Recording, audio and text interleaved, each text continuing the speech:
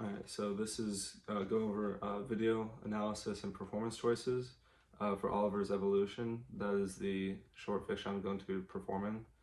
So the first one is Agent. So some of his traits that were shown in the text were that he was a 13-year-old young teen, young mind, and he was a young male growing up in a family with other siblings. Some of his psychological traits were the fact that he accepted everything that happened in his life. He never really complained. They expressed that in the story that whenever his parents made poor decisions, he never complained. And I would convey this in my performance by showing that he was just kind of like, whatever happens, happens. The reason I chose this story is because I relate to it, because when I was a teenager, my parents divorced, and some of the struggles that he goes through in this story were similar to what I went through.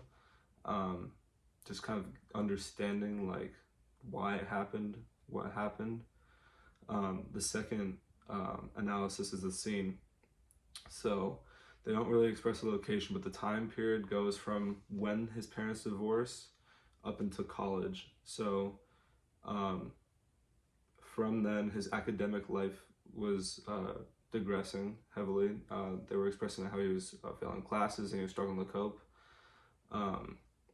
And then the third one is act. So the main themes and actions engaged by the character is just the main struggles of going through his parents divorcing, which led him to fall apart in other areas of his life, like academically and socially. Those are the main things conveyed in this act. So to perform a certain part of this text where it engages those three things, I chose a middle section on page 144. I'll start with this. He was the least complaining of their children. He did not blame his parents when neither they nor the school authorities detected his sleepy right eye in time for therapy, with the result that when he closed that eye, everything looked intractably fuzzy. Just the sight of a boy holding a school book at a curious angle to the light made his father want to weep impotently. And it happened that he was just the wrong age, the wrong vulnerable age when his parents went through their separation and divorce. His older brothers were often boarding in school and college, embarked on manhood, free of family. His younger sister was small enough to find new arrangements, the meals in restaurants with her father, the friendly men who appeared to take her mother out, exciting.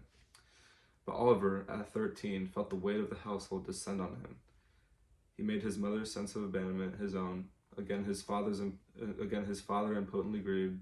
It was he, and not the boy, who was at fault, really, when the bad grades began to come in from day school and then from college, and Oliver broke his arm falling down the frat stairs or leaping, by another account of the confused, innocent incident from a girl's dormitory window.